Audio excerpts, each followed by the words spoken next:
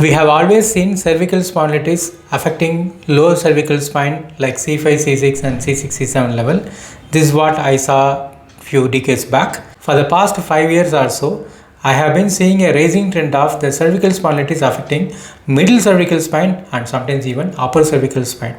When the lower cervical spine are affected, usually the nerves that are exiting from the lower cervical spine, which forms a brachial plexus like C5, C6, C7 nerves, they get compressed and the patient would be having pain in the shoulder and then the pain travel down to the arm. Sometimes the pain will go to the scapular area as well. But when the middle cervical spine like C3, C4 or C4, C5 are affected, or upper cervical spine like C2, C3 are affected, then the nerves which are compressed will be entirely different. Those nerves include greater occipital nerve, lesser occipital nerve and greater auricular nerve, phrenic nerve. So these are all the nerves that will be compressed when the middle cervical and upper cervical nerves are compressed. When these nerves are compressed, the functionality of the nerve will be affected and these nerves would produce headaches, ear pain, ear block, tinnitus, and sometimes when the phrenic nerve roots are affected, the patient may even have breathing discomfort, sometimes GERD and all other varied symptoms. Phrenic nerve governs indirectly the lower esophageal sphincter tone.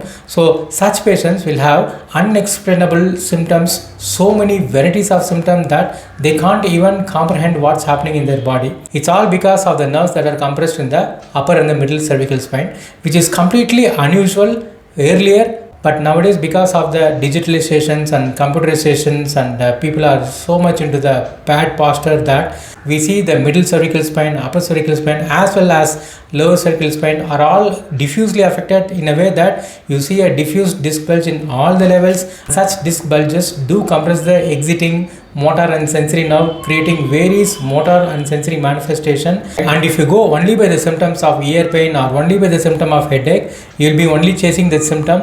If you want to treat the real cause of it, go to the cervical spine at the spine level, relieve the pressure of the disc. The source is the cervical spine. Correct the cervical spine, get the cervical lordotic curve, thereby you put the pressure less on the disc, thereby the pressure on the nerve will be less. Then you get the symptom reduced at the end organ level. Meet the right physiotherapist who understands the pathology of the spondylitis pain and give the right intervention based on your body type, based on your inflammatory tendency and based on your radiological finding, so that you can get rid of the symptoms relatively permanently.